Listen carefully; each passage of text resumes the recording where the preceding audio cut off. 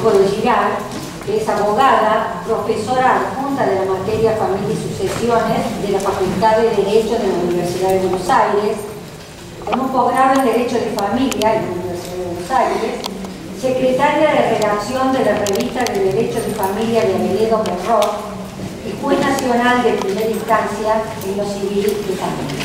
Los dejo con eso. Bueno, buenas tardes a todos, muchas gracias por la invitación. No sé, espero dar un poquito de luz sobre este tema, no creo que mucha, porque ¿me escuchan bien? Sí. Porque la verdad que es un tema bastante complejo y un tema que de muchísima actualidad, por lo menos dentro de los jueces de familia. La primera aproximación que tenemos que hacer es que la base de la que partimos es de la natural condición de dependencia de la infancia, lo que hace que sean sujetos, ¿no? Sujetos, es importante recalcar que son sujetos de derechos, pero que también tienen debemos tener con ellos un particular cuidado por sus derechos y garantías. ¿Por qué? Porque no es lo mismo lo que nosotros podemos actuar con respecto a los mayores que tienen cómo defenderse que con respecto a los menores. Con esto o con los niños. Hay que emparejar situaciones de franca desigualdad que tienen con respecto a sus mayores. Esto es lo que nosotros llamamos el principio de oficiosidad, que después vamos a seguir viéndolo. La segunda cuestión es que aparece aquí también un principio de efectividad. Espérenme porque tengo dos cuestiones, la computadora y el puntero. Ahí está. Ese principio de efectividad es el que nos marca el artículo 4 de la Convención de los Derechos de Niños, donde se dice que se adoptarán todas las medidas administrativas y legislativas para dar efectividad a los derechos reconocidos en la Convención. Como también el artículo 19, que dice que todo niño tiene derecho a las medidas de protección que su condición de menor requiere por parte de su familia, de la sociedad y del Estado. Esto está refrendado por nuestra Ley 26061 de protección de todos los derechos de los niños, niñas y adolescentes, y también por nuestro nuevo artículo 706 del Código Civil y Comercial de la Nación, que se promulgó en agosto del año pasado. Entonces, ¿cuál es el punto de partida? El punto de partida se trata de un traslado que no ha sido consensuado entre los progenitores, donde se violan los derechos que se ejercían individual o conjuntamente los padres inmediatamente, y lo recalco, inmediatamente antes de ocurrir el hecho, la tenencia, la guarda, el amparo, cuidado, custodia, como lo que queramos llamar, ¿no es cierto? Ese derecho que ejercía uno de los padres con respecto a ese niño. Caracterizando entonces la ilicitud mediante la condición de dos elementos, uno jurídico y otro fáctico. Este jurídico es el que denominamos recientemente y el fáctico sería el traslado sin la autorización por parte del otro de los padres hacia un lugar no convenido. Bueno, las dos atenuantes que esto podría tener son la inexistencia de grave riesgo y la obligación de innovar. ¿Qué es la inexistencia de grave riesgo? Cuando hubiera habido algún hecho de violencia que hubiese alterado las condiciones normales de convivencia con los padres y uno de ellos haya decidido, intempestivamente, ir a otro lugar a localizar al niño. O una obligación de innovar que puede haber sido, por ejemplo, un cambio de trabajo, ¿no? ¿Cuáles serían entonces los ejes temáticos que nosotros veríamos en esta pequeña charla? La competencia, el centro de vida, las normas procesales, el interés superior del niño versus las necesidades de los padres, el régimen de parentalidad, la celeridad, el grave riesgo y algunas cuestiones del derecho internacional privado. ¿Cuáles son los principios generales que imbuyen nuestro derecho de familia, nuestro proceso de familia, los cuales están en los artículos 706 y 709 del Código Civil? La tutela judicial efectiva, o sea, las reglas del procedimiento que deben ser aplicadas de modo de facilitar el acceso a la justicia, especialmente tratándose de personas vulnerables como son los niños. La segunda cuestión es la inmediación, la oficiosidad, que es aquel juez que puede y debe ordenar medidas aunque las partes no las pidan, la oralidad y el deber de tomar en cuenta el interés superior del niño. Estos serían los principios generales en los procesos de familia en este momento. Bueno, el problema que se plantea es la competencia. ¿Y por qué la competencia? Porque ¿cuál va a ser el juez competente para ese centro de vida o la residencia habitual del niño? Digamos, el juez donde se ha producido, digamos, todas aquí, el domicilio, donde ellos tenían el domicilio, la familia tenía ese domicilio, donde se tramitaron todas las causas que pudieran haber existido, alimentos, tenencias, etcétera, etcétera, o aquel juez donde se encuentran localizado en este momento el niño. ¿Qué dice la Corte Suprema? Con el objeto de priorizar la tutela judicial efectiva, resulta imperioso en estos casos la inmediación y el contacto directo de los operadores de la justicia con los niños, para garantizar que las medidas o decisiones que se adopten realmente sean contemplativas de su interés superior. Pero esto no nos sirve de mucho, porque en realidad, ¿cuál es el juez que es inmediatamente cercano a ese niño? Entonces, vamos a vernos primero qué es el centro de vida. Y el centro de vida es el lugar donde los niños hubiesen transcurrido en condiciones legítimas la mayor parte de su existencia. Eso dice el artículo 3º de la Ley 26061 de protección de sus derechos. Se ha de interpretar de manera armónica con la definición de residencia habitual, que también es armónico con el derecho internacional privado, ¿no?, de los niños, contenida en los tratados internacionales en materia de sustracción y restitución internacional de personas. En los procesos referidos a responsabilidad parental, guarda, cuidado, etcétera, etcétera, o que deciden en forma principal o que modifican lo resuelto en otra jurisdicción del territorio nacional sobre derechos de niños, niñas y adolescentes, es competente el juez donde el menor tiene su centro de vida. Eso dice el artículo 716 del Código Civil. Es un criterio fáctico, ¿verdad? No es un criterio jurídico. Ese criterio fáctico tiene como característica la estabilidad y la permanencia, por hallarse allí el centro de gravedad de su vida, de sus afectos, etc.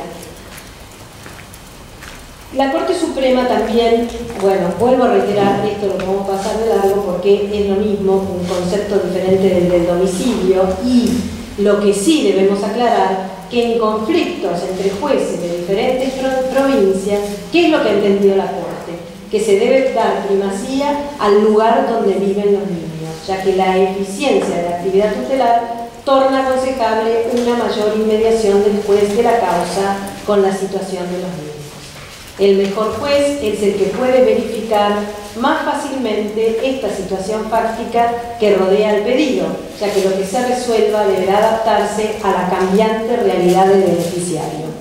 Seguimos sin tener ninguna noción de qué vamos a hacer, porque en realidad este cambio compulsivo de domicilio nos aleja de su juez natural, por decirlo de alguna manera, para llevarnos a otra jurisdicción. ¿Qué es la inmediatez? Es lo mismo que estábamos hablando recién. Lo que ocurre es que volvemos a tener el mismo conflicto de competencia. ¿Es inmediato el juez donde el niño vivía y donde ya se habían tomado otras decisiones con respecto a cuestiones que tenían que ver con esta mala relación de los padres? ¿O es inmediato el juez donde el niño actualmente vive? Niños, digo, niños, depende cómo formen la familia. Y acá es donde nosotros tenemos que poner un énfasis especial en el momento. La residencia habitual, desde mi punto de vista, se debe tomar en cuenta y tener como principio que la residencia habitual es aquella donde con anterioridad a que se produzca este traslado, las partes vivían. Porque si no, estamos de alguna manera boicoteando toda esta cuestión donde quizás ya hubiese habido alguna relación del juez anterior con la familia. A su vez, el artículo 2614 del Código Civil, que es el referido al derecho internacional privado, pero que se podría aplicar en la especie, establece que los niños sustraídos o retenidos ilícitamente no adquieren el domicilio en el lugar donde permanecen sustraídos. Su residencia habitual inmediatamente antes de su traslado o retención, dice la Convención de La Haya. Muy bien. Acá tenemos dos resúmenes de algunos casos jurisprudenciales donde la Corte Suprema y también la Cámara Civil en su momento se expresan de la siguiente manera. El juez previniente del domicilio inmediato anterior al traslado inconsulto, es el que ha tramitado otras causas y es el que debe seguir adelante con la tramitación. Un mero traspaso territorial no implica automáticamente el cambio de juez. No estamos ante la residencia habitual cuando una madre deliberada y dolosamente, mediante las vías de hecho, procede a trasladar a su hijo a otra jurisdicción de manera inconsulta, unilateral y sorpresiva. De otra manera, los órganos judiciales terminan estando al servicio de la mala fe y de las conductas irregulares de uno de los progenitores. El todo vale y el hago lo que quiero, arrasando con las garantías que asisten a los niños, no pueden ni deben ser tolerados por ningún tribunal de justicia. Pero ¿qué ocurre con el foro no conveniente? Puede ocurrir que el juez que ha intervenido con anterioridad al traslado decida que, a pesar de que sea él el que le corresponde en competencia, a pesar de ser él, ¿no es cierto?, que le corresponde en competencia, lo que puede hacer es delegar de alguna manera o demostrar que no es competente en esto y que sí es necesario que se establezca la jurisdicción dentro de donde en este momento están viviendo los niños. El interés superior del niño es el que marca el centro de vida. ¿Por qué digo esto? Porque va a ser ese interés el que decida cuál es la inmediación y el juez que tiene que ser competente en la materia. Bueno, no sé si corresponde o tengo tiempo para leer esto. Sí, todavía. Esta señora procedió contrariando la normativa vigente al modificar unilateralmente el centro de vida del menor, actitud que no puede ser avalada por el tribunal, dice así, ¿no? ¿Por qué? Porque además de vulnerar la normativa vigente, violó la buena fe procesal. ¿Por qué viola la buena fe procesal? Porque ella en varias audiencias que había tenido y donde habían intervenido con el padre, había prometido y había dicho que no se iba a mudar de domicilio. Sin embargo, de una manera sin consultar a la otra parte, lo hizo igualmente. Entonces, la diferencia entre los progenitores, y esto me parece muy importante, respecto de las decisiones en relación al hijo común, deben resolverse en la sede judicial, siendo competente aquella que corresponde al lugar donde la persona del menor de edad tiene su centro de vida, y mediante el procedimiento más breve. Cuando hay un menor de edad cuyos derechos pueden ser afectados, el juez debe decidir teniendo en cuenta su mejor interés, aunque este no coincida con lo de los adultos. Creo que esto es un poco la síntesis de lo que dijimos hasta el momento. Bueno, no sé nada. La ilegitimidad de las vías de hecho y la operatividad de la justicia por mano propia representa un verdadero ataque al niño. Eso es lo que nos tiene que importar, no la pelea entre los padres que tienen que decidir dónde es que van a vivir o cómo van a vivir, sino que este chico no sea lo que nosotros llamamos siempre un botín de guerra, una pelea entre los padres para poder quedar como un vencedor y un vencido. La grosera vulneración de los derechos del niño se produce cuando estos son aprendidos como botines, utilizando la violencia como un arma para ofender y lesionar al otro, con el consecuente desarraigo que un traslado produce. Fácil resulta percibir de qué manera se perturba el normal desarrollo de la personalidad del niño, mutilando su historia, su identidad, su capacidad de elección. De la noche a la mañana se lo priva del contacto con uno u otro de los progenitores y sus afectos.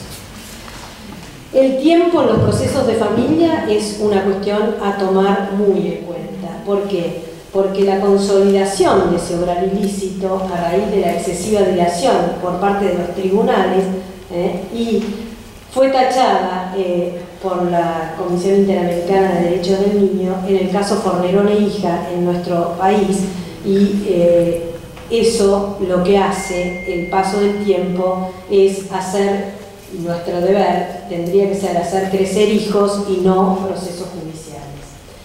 Por último, desde el derecho internacional privado podemos ver que el convenio relativo a la competencia, la ley aplicable, el reconocimiento, la ejecución y la cooperación, la responsabilidad parental y de medidas de protección de los niños fue, firmado por nuestro país en el año 2015, es del año 1996, este convenio.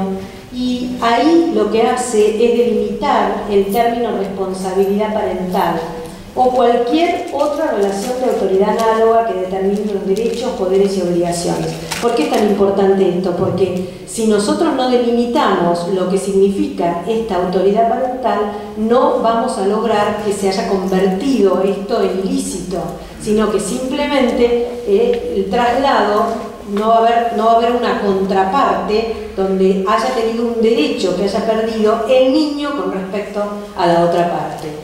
Por eso es importante delimitarlo.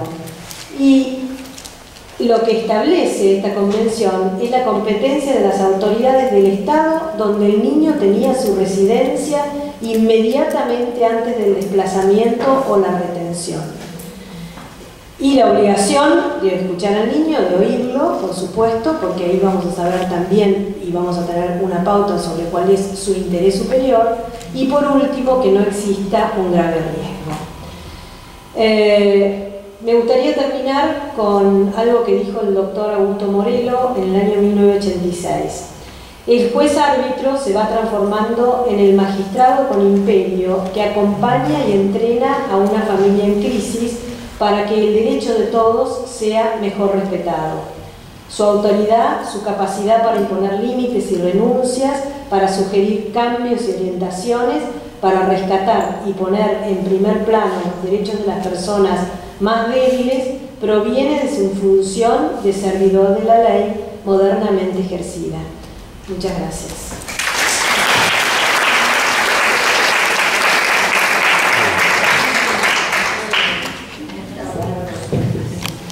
De menores, siendo instruida por la Autoridad Central Inglesa y por demanda. Ha sido instruida como experta en este tema en México, España y en Chile. Autora de un libro sobre el tema llevado a la práctica. Vicepresidente y fundadora de la Academia. Madre y esposa. Gracias, Susana. ¿Me podéis oír? Sí. Buenas tardes, muchísimas gracias por estar aquí con nosotros. Lamento muchísimo el retraso. El tráfico era horrible, la comida estaba buenísima, vuestra ciudad es preciosa y por distintos motivos nos hemos retrasado, pero voy a intentar voy a ser breve, voy a ser práctica, voy a hablar de este tema a nivel práctico y voy a intentar también aprovechar el tiempo para que podamos intercambiar ideas y nos enriquecernos todos de cómo tratamos estos temas en vuestras distintas jurisdicciones. Guillermo. Ya va. Perdona, sí. Yo voy a hablar de la reubicación interna de menores desde el punto de vista de cómo lo estamos tratando en Inglaterra y Gales.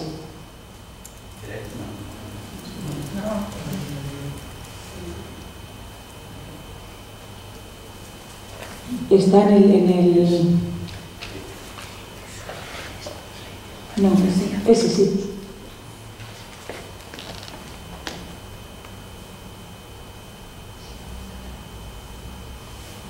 Voy Dicen los jueces en Inglaterra que es uno de los que son, este tipo de casos son los que menos quieren tratar, que los encuentran más difíciles. Dicen, por ejemplo, en el caso de una sustracción, lo tienen mucho más fácil porque saben que tienen que retornar y que se encargará otro compañero en el otro país de dictar sobre el fondo, ¿no?, del asunto.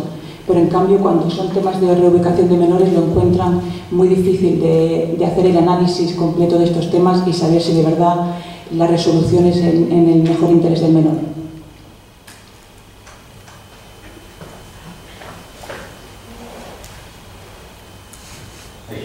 ¿Aquí a este rojo? Vale, gracias.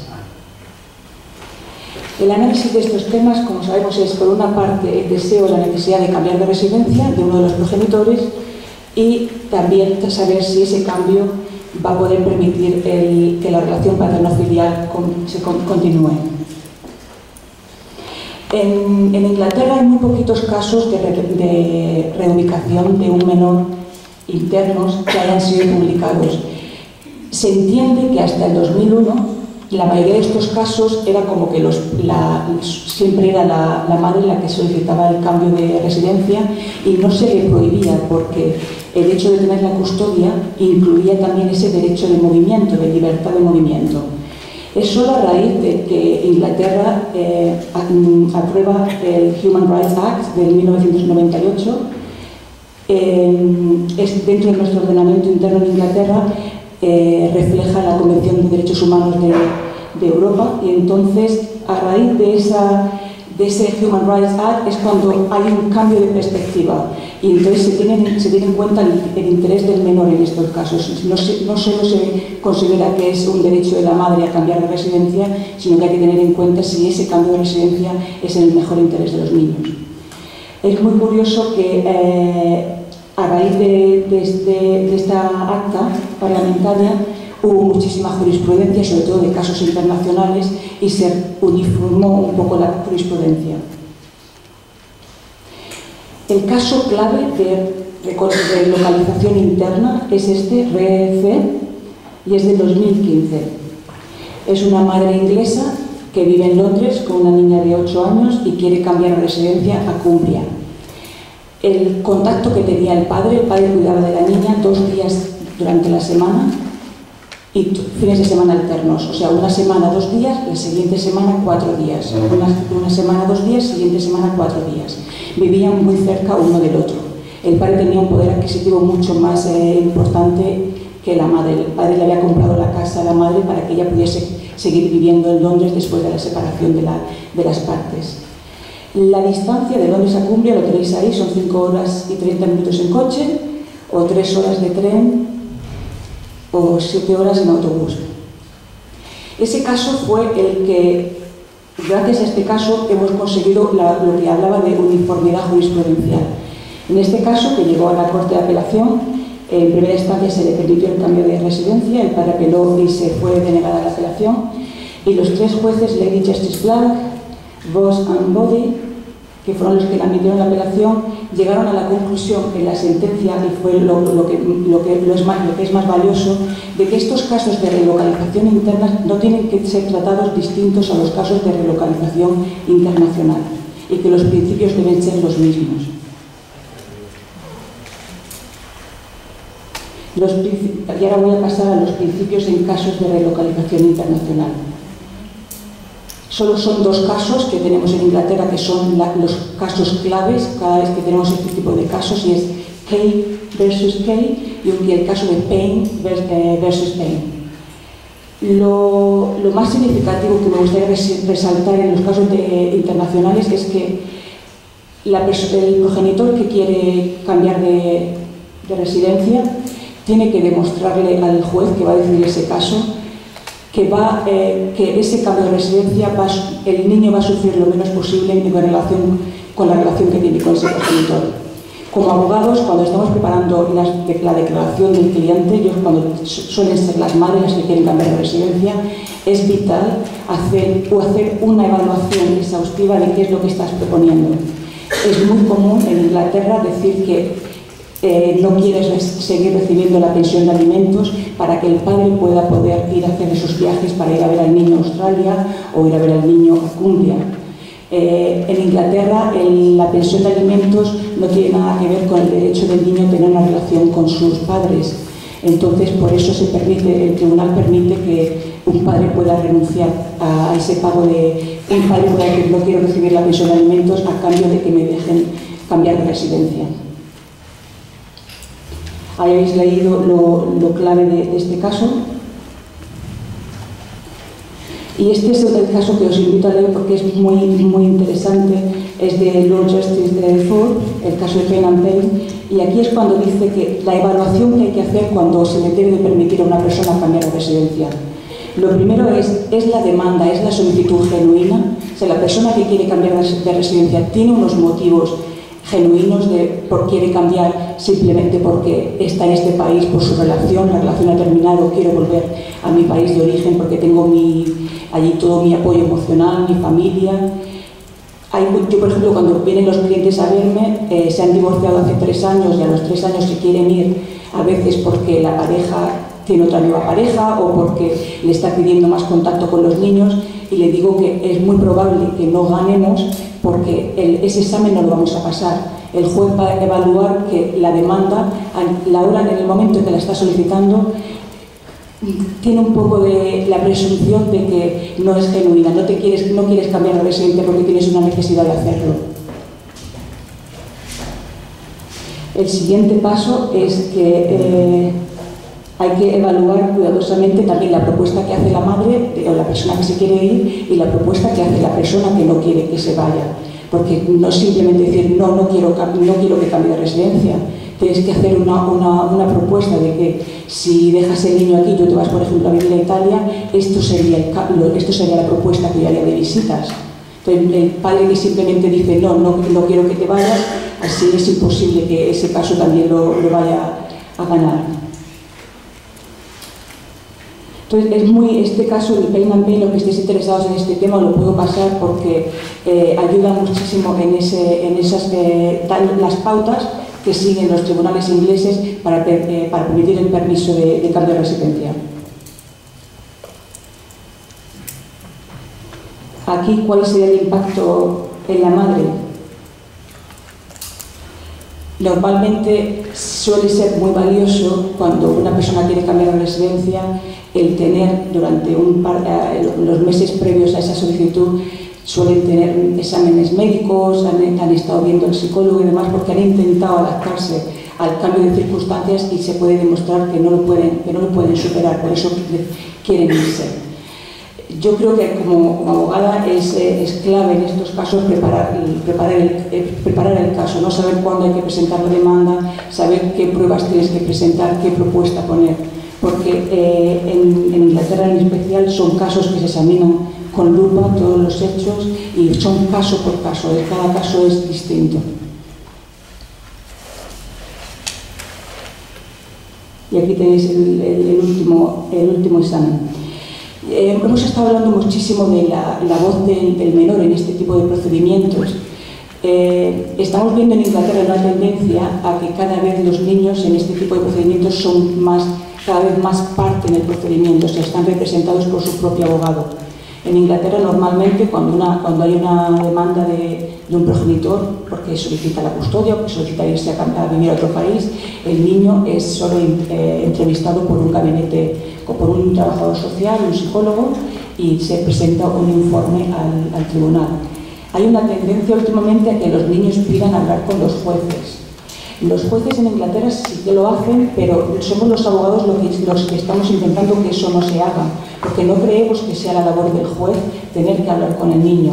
Hay una guía de práctica sobre esa entrevista del niño y el juez, en la que se le deja claro al juez que es una entrevista que debería ser de menos de 20 minutos, que el juez solo tiene que estar ahí para explicar cuál es su rol, qué es lo que hace él en el tribunal, para decirle que no puede haber secretos, que todo lo que le va a decir tiene que contárselo a sus padres. En casos excepcionales, cuando hay alegaciones, sí que no se lo dicen a los padres. Y esa entrevista es en beneficio del niño, para que haya transparencia y sepa exactamente qué es lo que el juez va a hacer. Y hay esas guías prácticas de esa entrevista entre el juez y el niño son muy buenas, están dando buenos resultados y yo creo que lo mejor es que los abogados estamos previniendo esa entrevista porque creemos que no es la labor del juez tener que oír al niño de esa manera. Yo creo que al niño hay que oírlo con una representación legal dentro del procedimiento cuando hay conflictos muy elevados, cuando hay mucha hostilidad entre las partes. En procedimientos de acogida, de adopción, siempre el niño está representado por un abogado.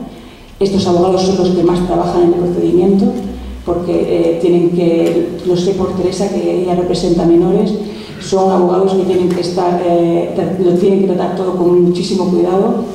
Y yo creo que España hace unos días ha sido condenada por el Tribunal de Derechos Humanos a, creo que son 9.000 euros, en un caso de custodia por no haber escuchado al niño. Y lo de escuchar al niño, yo creo que lo estamos interpretando como literalmente, que el juez tiene que escuchar al niño. Y hay muchísimos otros métodos para que el niño sea escuchado dentro del procedimiento. Y en temas de acogida, adopción y demás, le he dicho que siempre están representados. Está habiendo una tendencia muy rápida a que en este tipo de procedimientos también el niño tenga su abogado.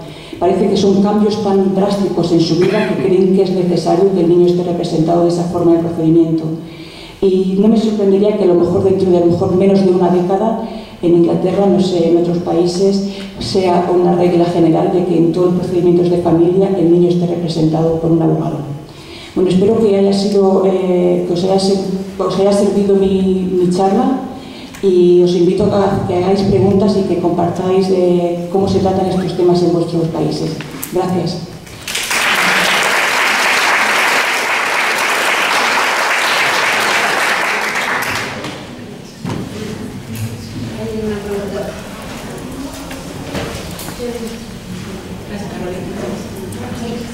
Carolina. Sí, yo quería hacerle una pregunta a mi tocaya Carolina.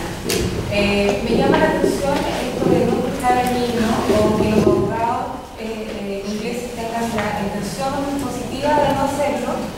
En atención a que concuerdo con una ponencia anterior que se señaló que no hay que sobreeditarlo ni que hay que sobreexponerlo. Pero sí de pronto yo como juez en muchos casos he podido la opinión es vinculante, pero según la autonomía progresiva que usted tiene, para uno como juez resulta tanto mejor poder escucharlo, ver su cara, ver qué opina, explicarle uno, mira, has estado en un tribunal, ahora en Chile además tenemos una sala que se llama Sala Gesell, que tiene un vidrio en que el novelo que se está pasando atrás, en fin, a mí como juez, y creo que a muchos abogados gigantes les resulta muy importante escuchar al niño. Obviamente un niño de 4 años no, o alguien que efectivamente tiene una pericia psicológica súper completa. Pero de pronto si no la hay, yo creo que la inmediación y además el texto de la propia convención, que si bien tal vez concuerdo contigo de que no tiene que ser literal el hecho de ser oído con los sentidos, ¿verdad? Sino también por un profesional. No sé, me llama la atención de por qué esta tendencia a no escucharlo o impedir directamente que el juez se relacione con el niño. Sí, el artículo 12 del Convenio de los Derechos Humanos, como tú dices, la parte 2 dice que sea directamente escuchado o por medio de un representante o de un órgano apropiado. Yo creo que es la idiosincrasia de cada país. Yo creo que un juez inglés lo encuentra muy difícil y cree que no forma parte de su trabajo. Los jueces alemanes están más por la labor y creo que lo hacen desde que son los niños más pequeños. Yo por la práctica creo que el hecho de la entrevista al niño cuando se hacía en España, cuando se hacía en Inglaterra, que era más común, se le daba como era el momento, ¿no? Como parecía que esa entrevista iba a resolver el caso. Como que se le pasaba el peso de la decisión al niño.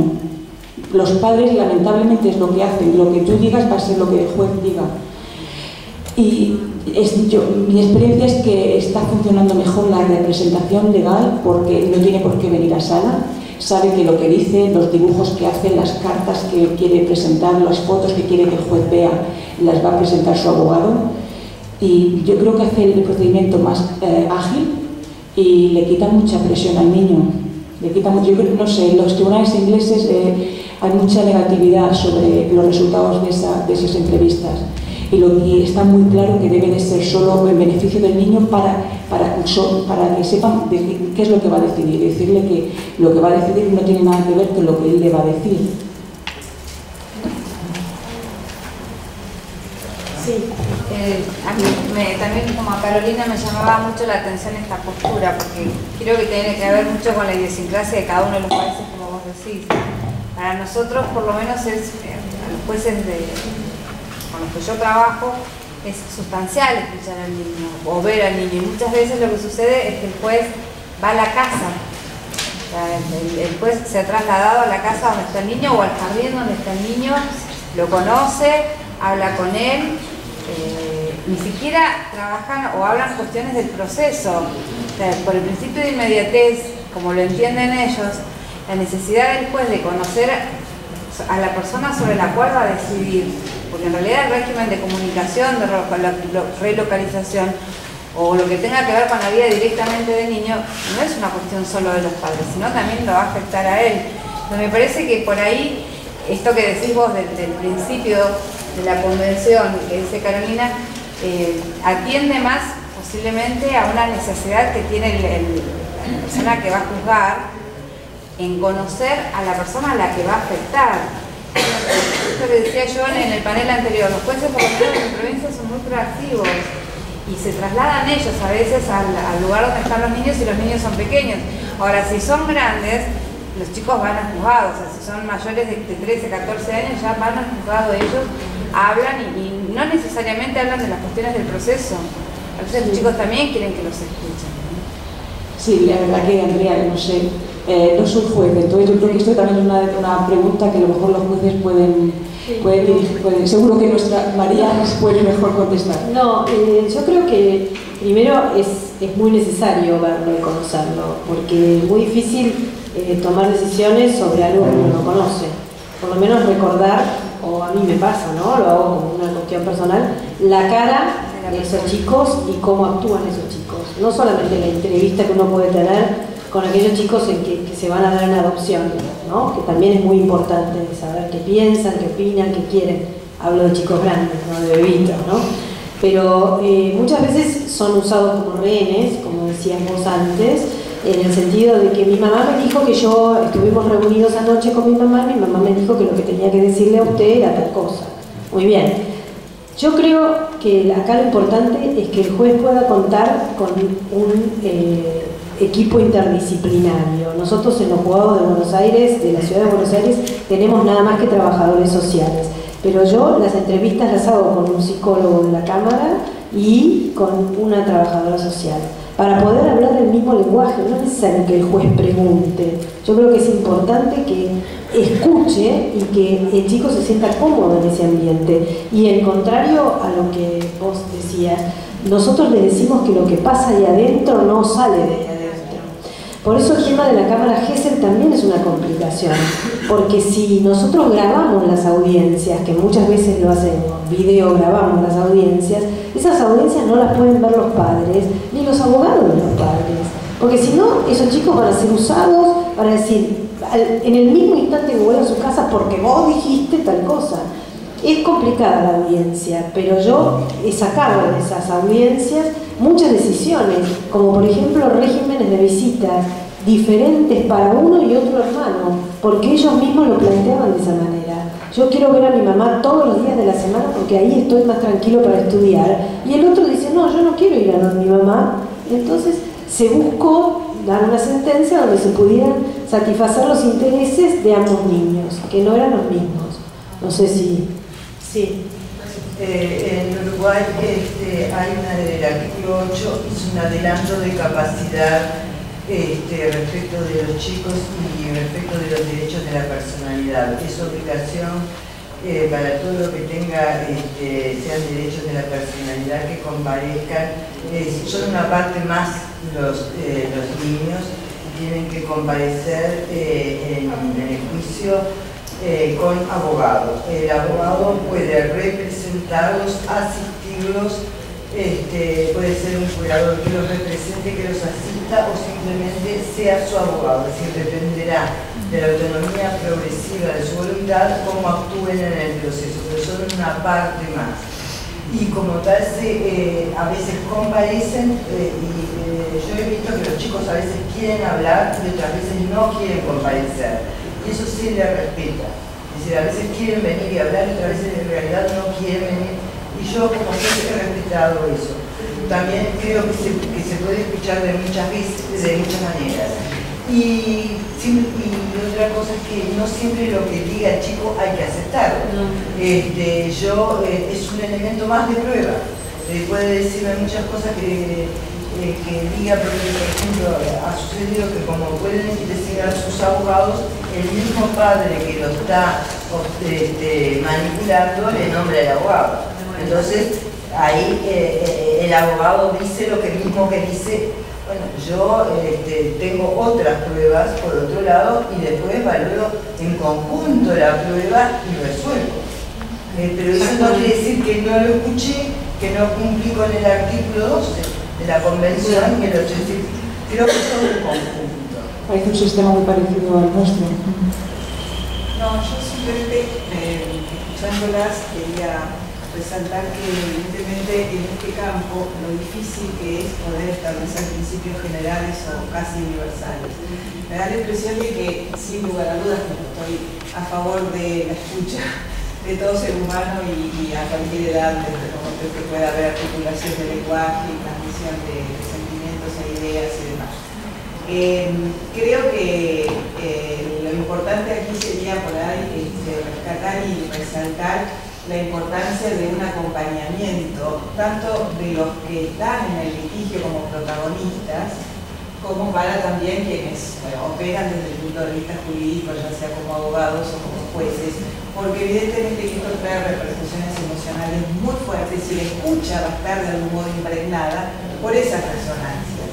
Lo que creo es que habrá que también generar alguna manera de poder evaluar en el caso por caso cuándo es inconveniente o iatrogénico una presencia directa del niño frente a su señoría y cuándo esto es al contrario algo que puede facilitar la resolución, que puede darle más herramientas al juez para resolver, ¿no? Siempre pensando, como decíamos en alguna conversación que tuvimos hoy, probablemente la función del juez de familia no esté tan ligada con la idea de impartir justicia, sino también la de devolver la paz en aquellos hogares que han perdido. Simplemente. En estos casos en particular de reubicación y cambio de residencia, es muy difícil que un niño te diga, normalmente te dice, voy a echar mucho de menos a mi papá, o si me quiero ir, mi mamá me ha dicho tal, y voy a echar mucho de menos a mi papá. Entonces yo creo que es lo que ha dicho la compañera de aquí de Uruguay. Yo creo que es el beneficio de tener esa opción, ¿no? De que no siempre debe ser necesario pasar, que el niño pase por esa entrevista. Esto lo comparto contigo. Caso por caso. Sí, sí. La singularidad. Y hay niños con 7 años muy maduros y hay niños que con 12 años siguen diciendo lo que mamá o papá les dice que digan. Sí. Daniela. Yo quiero hacer una pregunta y volver un poco más fuerte. La primera pregunta, porque creo que ahí hay una diferencia en las jurisdicciones que puede ser muy relevante. Tú indicaste, Carolina, que cuando al niño se le entrevista se le tiene que indicar que todo lo que él diga ahí va a ser conocido por la parte. Bueno, eso es una diferencia radical con lo que la modalidad que tenemos en Chile, que la audiencia del menor es absolutamente confidencial. Y entonces eso también aprovecho de vincularlo con lo que señala la magistrada de Uruguay, en términos de que señala que este es un medio de prueba más. Y ahí hay un problema procesal muy interesante de analizar y de eventualmente sacar conclusiones. Si es un medio de prueba, entonces todas las partes tienen que tener acceso. Si no es un medio de prueba, es simplemente el cumplimiento de una orden imperativa de las convenciones para respetar los derechos humanos del niño. Entonces, pero cuando se entran ambas cosas en confusión, es ahí donde realmente está el problema en que infringimos el derecho del niño y además infringimos el derecho de las partes, sea por una u otra opción. Entonces, lo primero es, en las distintas jurisdicciones que están representadas acá, cuál es la condición o las condiciones en que se lleva a cabo esta audiencia del niño. Y la segunda pregunta o comentario tiene que ver con la relocalización, que en Chile nunca tuvimos esos conflictos. Básicamente lo estamos empezando a tener a partir del desarrollo del concepto de coparentalidad. Efectivamente, antes la mamá era la dueña del hijo y con él se iba como quien se va con una valija donde quería. Como eso no era una cuestión debatible. Pero hay algo que me llama la atención, que especialmente de tu caso en Inglaterra, cuando dicen vamos a pedir la relocalización. Y entonces mi pregunta es, eventualmente, ¿por qué un procedimiento voluntario que hace quien se quiere relocalizar y no se relocaliza primero y luego espera el reclamo jurisdiccional de quien no estuvo de acuerdo con esas... Administrativamente, para un cambio de colegio tienen que firmar dos padres, para registrarlo en el médico tienen que firmar dos padres. Entonces hay una mentalidad de que yo no me puedo ir a Liverpool si el padre no me da el consentimiento. Entonces son muchos años de... Incluso el vocabulario es muy distinto. Desde 2014 no se habla de... Bueno, se hablaba de custodia hasta 1989. Desde 1989 se habla de residencia, dónde reside el menor. Y desde 2014 se habla solo de cuidado. La madre cuida al menor de lunes a jueves, el padre cuida al menor de jueves a lunes. O sea, se habla de cuidado. El mensaje es que los dos son iguales, y yo creo que eso es lo que se ha extendido en la sociedad, de que se sabe que uno no puede hacerlo, y administrativamente necesitas la firma de los dos para todo. Lo de la carga de la prueba, ahí has dado con la clave de las diferencias en estos casos.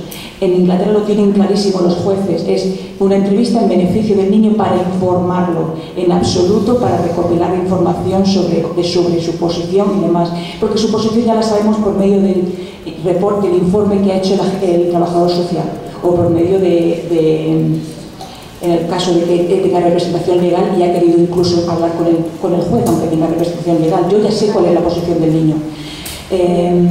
Pilar, por favor. A ver, en España no figura como medio de prueba en la ley procesal. Luego, no podemos considerar que sea un medio más de prueba. Hasta ahora se han ido yendo a los niños masivamente en los juzgados de familia, no todos los compañeros, pero masivamente. La sentencia a la que acaba de hacer alusión Carolina, ya lo he visto, hay una niña de 13 años, una de 11, se nos condena por no haber oído a las dos, y la primera reflexión que me vino a la cabeza es que en mi ley de procesal dice que es a partir de los 12 años. Yo he sido una juez y soy una juez que oigo a menores de 12 años y a veces se me ha criticado. Y oigo cuando estaba en primera instancia y ahora estando en segunda instancia. Yo no creo que sea un medio de prueba. Yo creo que ha de llevarle al ánimo del juzgador cómo se encuentra ese niño. Y claro, esto hay que saber hacer una audiencia del menor. Yo me fui con una psicóloga a que me enseñara unas pautas iniciales, porque hombre, aunque tengo hermanos pequeños y me gustan los niños, pero quería aprender un poco. Y me fui y aprendí una vez que decidí quedarme en un juzgado de familia. Creo que hay que informar a los menores de sus derechos, que casi nadie lo hace. Creo que hay, según la edad y la madurez que detectes en el niño, y somos jueces, no somos ni psicólogos ni psiquiatras, con lo cual pues ese sentido común que se te va desarrollando en los juzgados de familia, de a ver qué puedo decirle. Creo que es importantísimo que el niño no salga de la sala donde lo haces pensando que él ha decidido.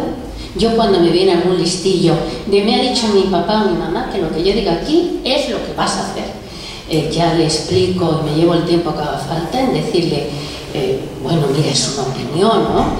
Porque nunca quiero que salga diciendo, oye, que me habéis engañado. Pero no, lo que decidamos los jueces es, con toda la prueba que tenemos en el procedimiento, vamos a oír a tus padres, hemos oído lo que los abogados nos cuentan, o sea que en absoluto, tú vete tranquilo. Y lo que intento transmitirle es una idea de tranquilidad para que sea feliz. Siempre le digo, y a veces hasta exagero, tus papás te quieren mucho, los dos estamos aquí por lo mucho que te quieren, y yo sé que por detrás hay una pelea de la vivienda o una pelea de la pensión, pero yo al niño procuro dejarle lo más posible al margen, pero le oigo de todo lo que me quiera contar. Y si es necesario pido la ayuda de uno de los psicólogos adscritos al tribunal para que me acompañe. Hoy en día pocas veces, pero alguna vez sí que he detectado algo muy raro y sí que he pedido la ayuda sobre la marcha. Normalmente le digo, oye, voy a oír a menores, yo los oigo los miércoles por la mañana, paso de menores a personas con problemas en su capacidad de obrar, a los incapaces, o sea que tengo un miércoles que me voy tristísima a casa. Pero sigo al hilo de lo que os quería contar. A veces me dibujan porque son muy pequeños y en mi antiguo despacho tenía un panel muy grande lleno de dibujos de niños, que algunos hasta me los mandaban después, porque claro, es que nuestros despachos no están preparados para ver a los niños. Hay juzgados que sí que tienen una sala multiusos, que sirve, que se acomoda, pero otros no tenemos nada. Por supuesto que los jueces sabemos cómo se manejan a los niños. Hay niños que te llegan y dicen, mira, mira qué zapatillas, mira qué bonitas son, las han comprado esta mañana. Ha ido mi papá o mi mamá, me ha sacado del cole y mira lo que me ha regalado. ¡Qué suerte tienes! Ya te imaginas que con eso hay otro más. O anoche estuvo mi abuela en casa, digo, las abuelas somos un rollazo que no sabes anoche. Pues claro que lo sabemos, sino es nuestro trabajo. O aquel niño que salió de mi despacho después, que era un tema muy complicado. Yo os diré que siempre paso la audiencia del menor con el antiguo secretario judicial, ahora letrado de la Administración de Justicia, que en última instancia daría fe de lo que se ha hablado si hubiera algún problema. Nunca estoy sola con un menor. Y el Ministerio Fiscal se le invita a asistir, unas veces acude y otras no. Y hubo una muy significativa de un niño, era un problema grave, era un tema de traslado entre Madrid y Andalucía, el niño estuvo fenomenal. Nos fue contando con naturalidad su vida escolar, su vida laboral, su vida social, su vida familiar, y de repente, nada, nos dio un beso, tendría 11 o 12 años, adiós, y sale y vuelve a entrar desencajado. Y me dice, oye, perdona, es que no me has preguntado lo que me tenías que preguntar. Digo, menos mal que yo es que soy una despistada, menos mal que tú te has acordado. Entonces entró, se sentó y dije, pasa, y nos dio un discurso totalmente distinto a las media hora que habíamos dedicado a este niño. Y corriendo llamé a uno de los funcionarios que estaba por su mesa en posición de ver quién había en el pasillo y dice, es que no sabes cómo lo ha recibido el padre. Dice, no te lo puedes ni imaginar. Pues claro, pues estas cosas nos pasan. Pero, igual que os digo todo esto, hasta aquí, Carolina ha estado conmigo en un encuentro de jueces y abogados de familia en España, que tiene mucha tradición, y sabemos que pues, es un momento difícil. Por un lado, la Ley de Jurisdicción Voluntaria del 2015, del año pasado, ha dicho que en los temas de jurisdicción voluntaria se grave. No ha dicho que le demos a las partes la grabación, no sé hasta dónde quieren llevar con esa grabación. ¿Se la vamos a dar a las partes? ¿Se la vamos a dar al Ministerio Fiscal? ¿Se la vamos a dar solo al Tribunal Superior? ¿Me entendéis? Porque eso no lo ha dicho la ley, pero no se ha dicho que se grabe. ¿Qué riesgos hay? Pues hay riesgos de que los intereses son muchas veces enfrentados entre el del papá y el de la mamá y el del menor y el beneficio del menor en ese caso concreto. Ahí está, os lo cuento porque es una reforma que estamos empezando a trabajar con ella por el tiempo que tuvo de entrada en vigor, estamos empezando con ella. Y luego hay otro problema real, es que los abogados quieren saber qué ha dicho el niño. Entonces quieren más transparencia en esas actas, que cuando hacemos actas son muy sucintas, y los abogados lo saben, las hacemos tan sucintas para que el niño no tenga problema con los progenitores. Las hacemos tan sucintas para evitar conflictos mayores de los que hay. Yo al final he llegado a una solución. Cuando estoy en una audiencia del menor, que creo que es perjudicial totalmente ponerlo, pues dicto prácticamente una resolución diciendo, y en este caso concreto, por las circunstancias especiales que concurren, como constan a lo largo del procedimiento, por las peticiones de las partes, tal, lo guardo en sobre cerrado por si hay casación y el Tribunal Supremo lo quiere ver. Y no pongo. Puede ser que algún día el Supremo me dé un cachete, pues puede ser. Pero hasta ahora lo hacía en primera instancia respecto a la audiencia y lo hago ahora en la audiencia, en el Tribunal de Apelación, por ser supremo, nos dice que tiene que ver. El día que me digan que tengo que grabar, pues somos muy obedientes los jueces. Aunque procuramos mucha imaginación, si me dice el legislador que tienen que hacerse de otra forma, lo haré de otra forma. Pero es una reflexión que hago y se lo transmito a los abogados continuamente en cualquier foro.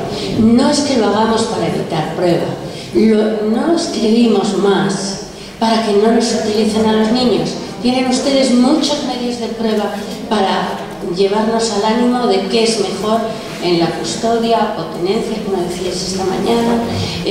Yo pongo mucho cuidado, pero ojo, es que la custodia y el cuidado en la responsabilidad parental te permite hacer muchas cosas con los hijos que si hay patria potestad no te lo permite, y son de los dos progenitores. Y en España ahora también nos confundimos a veces con los dos caminos.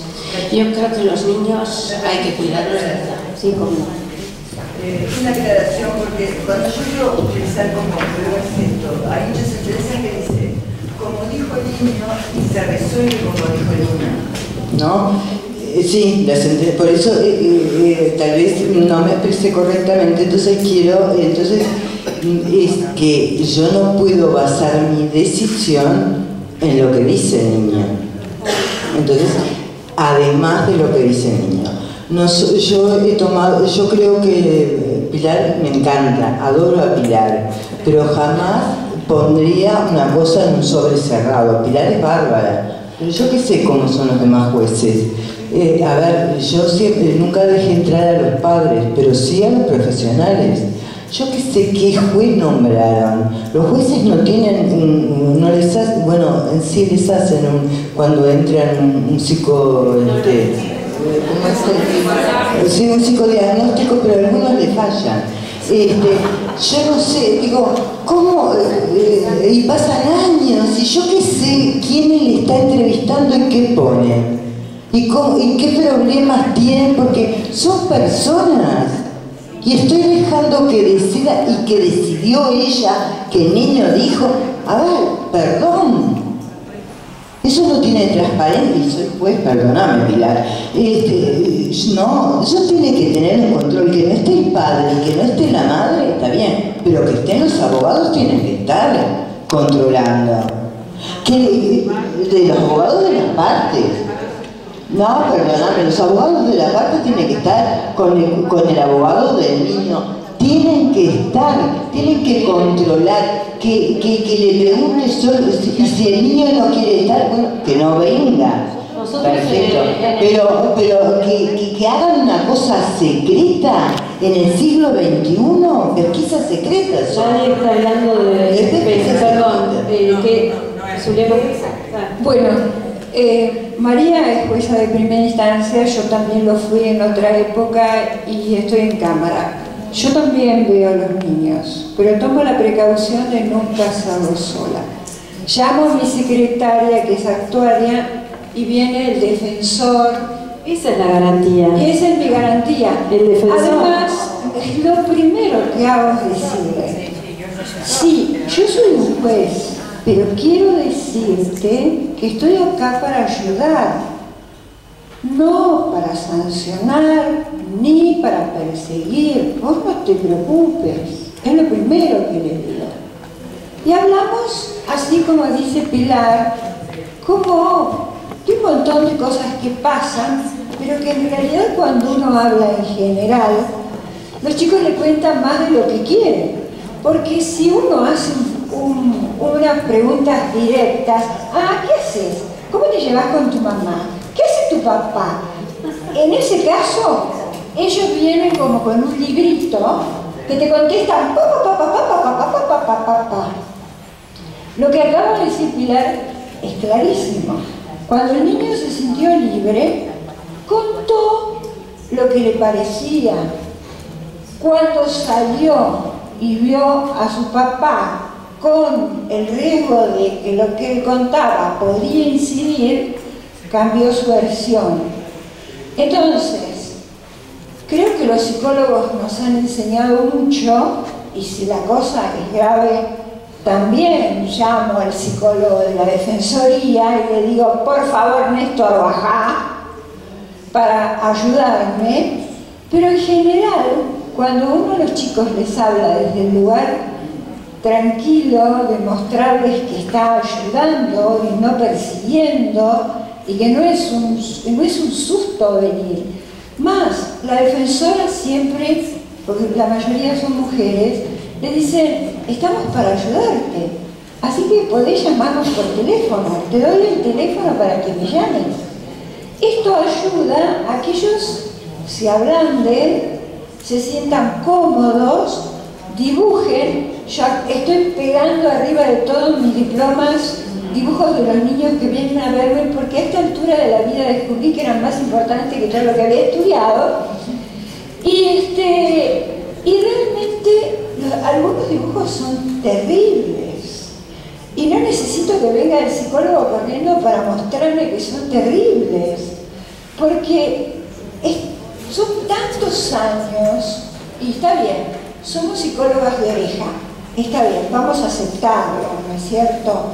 Tantos años de ver chiquitos, tantos años de estar metidos en el conflicto de los padres, tantos años de ver parejas matrimoniales mal divorciadas que inciden sobre la pareja parental. Es decir, es tan difícil a veces a los papás hacerles comprender que ellos se pueden divorciar como papás, pero no como padres. Se pueden divorciar marido y mujer, pero ellos van a seguir siendo los padres de sus hijos, los abuelos de sus nietos, se van a seguir encontrando en los cumpleaños. Así él me diga, la señora tal es una estúpida, y después de 3 veces que me dijo estúpida, yo siempre pongo cara de más estúpida y le digo, ella es estúpida, pero ¿y el que se casó con ella qué es? Entonces no me contesta nada más. Entonces creo que el defensor está presente, el actuario está presente, pero los abogados no, porque esa no es una audiencia de controversia. No es una audiencia de prueba, no es una audiencia de prueba. Es conocer a ese chico. Exactamente. Hay algo que falta, por lo menos en nuestro país es distinto en algunos aspectos. De acuerdo a la edad del chico, a la comprensión que pueda tener y al tema que se esté tratando, que directamente lo está involucrando, el chico debe ser parte. El chico tiene la necesidad de ser oído y la de que esté su abogado, que no es el abogado de las partes, porque no quiere decir que se haga algo secreto, sino que se resguarde a esa persona humana de las malas influencias o equivocadas que está recibiendo de los padres. Entonces no podemos tener a los abogados de los padres para que después diga porque dijo esto, dijo el otro, y cuando llega a su casa tiene al pájaro carpintero pinchándole la cabeza, diciéndole por qué dijiste esto al juez y por qué. No, el chico es un ser humano aparte, tiene el derecho a defender sus derechos propios, que a veces no son los del padre ni los de la madre, tienen que ser ejercidos. Y lo que muchos no saben es que hay que enseñarles a que sean ejercidos esos derechos, porque si no el chico está tímido, lo mira el padre para ver si lo va a cascar, lo mira la madre y se queda callado porque sabe que después le viene el sopapo o no come a la noche. Es decir, hay que tratar al chico como lo que es, una persona con sus propios derechos. Y al tener sus propios derechos, si está íntimamente involucrado y lo comprende, tiene que estar en la audiencia con su abogado, pero no tener que depender de que después reciba una descomunal recto, por decirlo de alguna manera. El abogado el chico alega, pide prueba y todo lo demás. Sí. Buenas tardes, yo soy el doctor Bernardo Leñani, soy defensor público de familia y creo que están hablando de un tema de distintos ángulos y enfoques que parecen ser contradictorios y en realidad son complementarios. Yo tuve el gusto de trabajar con la doctora María del Carmen Díaz, hoy ministra del Tribunal, y voy a tratar de sintetizar qué es lo que sucede en los hechos por aplicación del Código de Niñez y Adolescencia. Cuando trabajamos con la doctora Díaz, y yo era designado defensor del menor, yo tenía por lo menos entre 10 a 20 minutos o más a solas para poder conversar, totalmente a solas con el menor, en el despacho de la doctora Díaz. Cuando advertía de que el menor empezaba a tomar confianza, empezaba a hablarme de los hechos acaecidos que me involucraban, que muchas veces eran hechos desgraciados, recién en ese momento en que veía que el menor estaba dispuesto a declarar sin mayor ayuda, sin tener que recurrir a la técnica del tirabuzón, era que la doctora Díaz disponía se le tomara declaración ante ella, que por supuesto en su momento la doctora salía detrás de su despacho, se sentaba cara a cara con el niño. Estamos hablando de niños, si mal no recuerdo, María del Carmen, esto es una declaración de niños de mayores de 7 u 8 años. Y además hablamos de cualquier cosa. Claro. Nacional y federal. Exactamente. Y lo que se buscaba no es que nuestro código ni nuestras leyes no establecen que la declaración del niño sea una prueba. Lo que creo que quiso redondear la idea de la doctora María del Carmen Díaz fue de que conjuntamente con el resto de la prueba, la declaración del niño le permitía a la doctora o al juez que fuera formarse una opinión de lo cual era el interés superior del menor en ese caso, que siempre varía. Es más, y ahora me voy a la parte de la doctora aquí presente, el menor para nosotros es parte del proceso. Es parte, o sea que más allá de que la doctora lo tome como una declaración integrativa del cúmulo probatorio destinado a formar su opinión sobre la situación del menor, ese menor, cualquiera sea la interpretación que tenga la doctora en su fallo, tiene derecho, y es más, el abogado del deber de apelar si entiende que es opuesto a los intereses o los derechos del menor. Eso es todo y creo un poco sintetizado de supuestas partes. En su función. Y yo en la mía ejercemos un poco una colaboración jurídica a ese chico. Usted desde el punto de vista de respetar las leyes del Estado y yo de ver qué es lo que necesita el chico y cuáles son sus derechos. Gracias.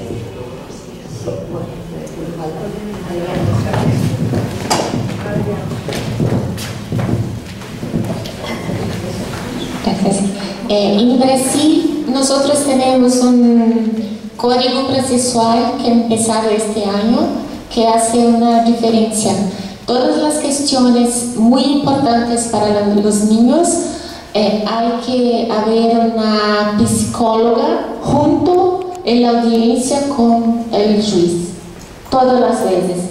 Entonces, está en la ley ahora. Nosotros en nuestros procesos la juez manda hacer una entrevista de los niños muy pequeños, 4 o 5 años, con la equipo multidisciplinar. Es psicóloga, asistente social, que va a hablar solamente con los niños. Los abogados no pueden entrar, los padres no pueden. Tiene unos espacios propios con juguetes de todos. Y después hablan solo con el padre, solo con la madre. A veces llaman los abuelos, los tíos que participan de la relación. Hacen un relatorio para dar soporte para el juez dar las medidas más inmediatas. Después, en la parte de instrucción de prueba, el proceso puede requerir una pericia. Esta pericia no va a hacer con esta equipe, son con psicólogos de afuera el perito nomeado por el juez, las partes pueden indicar un asistente técnico para acompañar. Y nosotros sabemos un tipo de depoimento, testigo, no sé cómo se habla bien en español, que se llama testemunho sem dano. Un juez de Rio Grande do Sul que ha empezado a hacer una sala especial con vidrio. La psicóloga hay un punto electrónico, solo psicólogo y los niños. El juez, los abogados se quedan en otro espacio y pueden hacer las preguntas para la psicóloga que quieren saber, para que ella presente para los niños de acuerdo que no se parezca una imposición o algo más importante. Este tipo de situación ha aumentado muchísimo el suceso en las acciones de abuso sexual de los niños, más de 70%, porque los niños hablan, porque tienen una técnica especial y están tranquilos. Pienso que la presencia de juez puede muchas veces asustar. No son todos que tienen la capacidad de conversar, la calma y todo esto. Y piensan que si el abogado contratado por el padre o por la madre es presente, es una dificultad para los niños. Entonces, cuando necesita de alguien para defenderlos, es el Ministerio Fiscal. Hace el trabajo de defender el niño. Gracias. Adriana, en Inglaterra el abogado del niño no lo paga ninguna de las partes. En el caso de Madonna, el niño, Richie, lo pagaba y lo puede pagar el Estado, tiene un abogado del Estado, para que no haya esa conflictividad. Para nosotros hay el Ministerio Fiscal que hace este trabajo. Gracias. Bueno, la última pregunta, porque me estoy extendiendo mucho. Yo quiero hacer una observación, considerando prácticamente un resumen de lo que se ha conversado. Yo creo que primero hay que distinguir los conceptos culturales que tenemos en cada una de las jurisdicciones. Debo decir que en Chile, por ejemplo, la colegiatura de los abogados, la pertenencia a las Bar Association, no es obligatoria.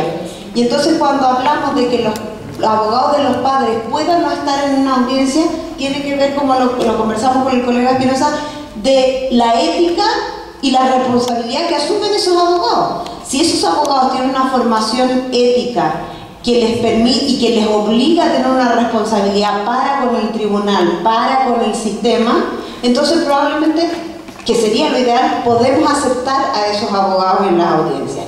La situación en Chile, ¿cuál es? Los abogados no tienen formación ética, no tienen control ético obligatorio y no existe la defensoría de los niños. Por lo tanto, abogados, en Chile los niños solamente tienen abogados cuando están en una situación de vulnerabilidad establecida, estamos hablando de medidas de protección, o cuando el juez estima que hay intereses contradictorios entre el padre que representa al niño y al niño.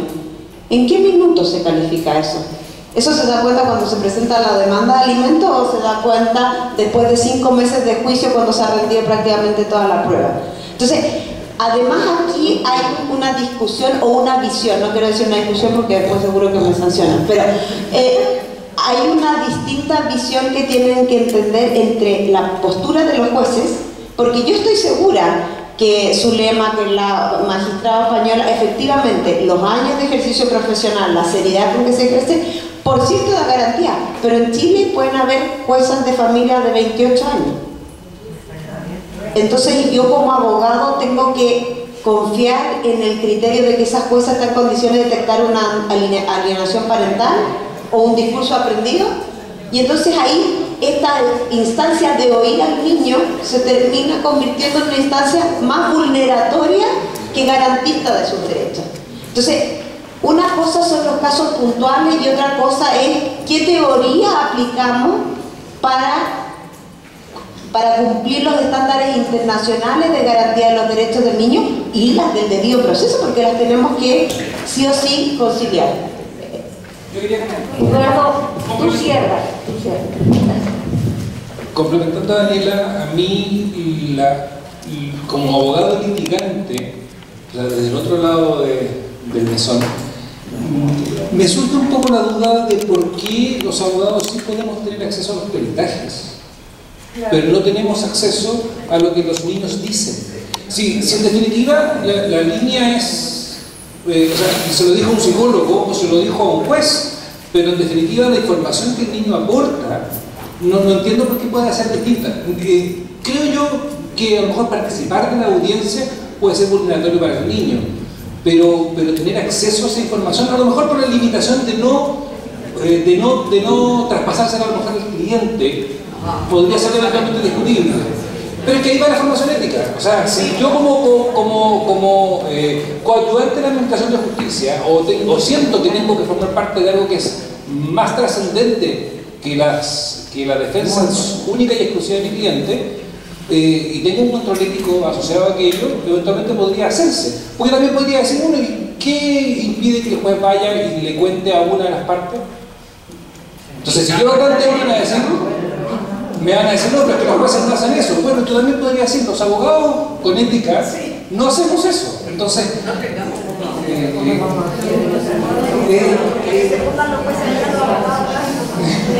no, era eso, era una opinión. Bueno, muy interesante, pero vamos a terminar con esta reunión.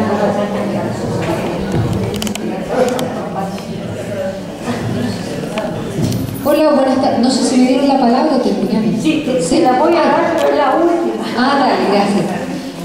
Bueno, yo soy Claudia, vengo de Chile también, soy juez de familia y un poco recogiendo, y no con ánimo tampoco de trasladar toda la situación a lo que se ha conversado acá en los tribunales de familia, pero yo tengo aquí algunos puntos, no sé, como una situación o un punto más ecléctico. A mí me parece que los abogados sí tienen que tener acceso a la información de los niños, no estando presentes en la audiencia y no siendo un medio de prueba, sino porque eso es un aspecto fundante de la sentencia, ya sea porque estoy recogiendo la opinión del niño o porque no la estoy recogiendo y con mayor razón tengo que fundamentar y sustentar la resolución. Entonces me parece que tiene que haber transparencia y bilateralidad, no solamente entre demandante y mandado, sino que la audiencia, que a mí me proporciona una información que además de ser informativa, o por lo menos así se hace, y voy a hablar aquí por el tribunal donde yo trabajo y donde con algunos colegas estamos contestes en esa situación, pero nosotros informamos en qué consiste. Si el niño no quiere hablar, no habla, y esa es una manera también de ser escuchado, y eso también tiene que ser considerado. Los silencios también valen y cuentan, no solamente las palabras.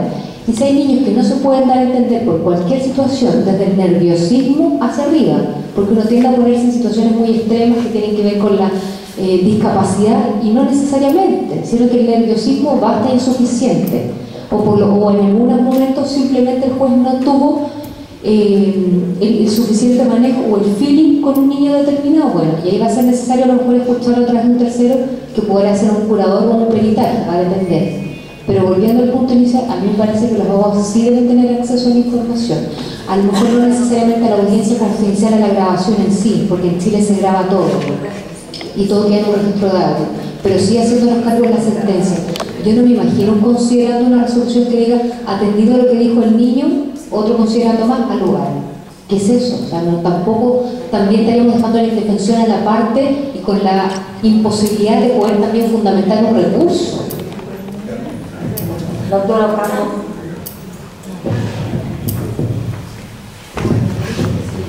Bueno, yo soy abogado litigante, no trabajo en el Poder Judicial, y realmente, en primer lugar, yo veo renuente a que los chicos sean oídos en audiencia en tribunales. Me parece que someter a los chicos a una presión innecesaria en un conflicto de familia en el que lamentablemente lo que se dirime en el 90% de los casos es un conflicto entre los padres, donde los chicos se convierten en rehenes de ese conflicto. Todos los que tenemos algún acercamiento al derecho de familia sabemos que esto funciona así. Y en este contexto me parece que someter a los chicos a una suerte de tribunal donde los abogados de las partes están oyendo como una suerte de inquisición lo que dice o deja de decir, es un acto, entre comillas, de violencia hacia el chico. Eso no quiere decir de todas maneras que si el juez va a ponderar como dato decisivo la opinión del chico o lo que haya oído del chico en esa entrevista, no digo que no se ponga de alguna manera a disposición de los abogados, quizá por algún sistema de grabación como han sugerido aquí. Los tribunales argentinos no sé si estamos en condiciones de hacer esa parafernalia tecnológica de alguna manera. Pero me parece que la presencia de los abogados en la audiencia no debe ser admitida, porque ya les digo, someter a un chico a esta situación ya de por sí una situación compleja, mucho más con la presencia de los abogados, que en realidad lo que queremos es ganar el pleito muchas veces, más allá de cuál sea el interés que estamos defendiendo o el interés que realmente tengamos que proteger. Los abogados queremos ganar y cuando uno quiere ganar a veces pierde de vista el rumbo en este tipo de cosas. Por eso, una única reflexión aquí me propone Carolina, y es que en el próximo congreso se trate este tema específicamente. ¿Escuchaste su lema? Su lema. Carolina propone que en el próximo congreso tratemos específicamente este tema. Y ahora hemos terminado.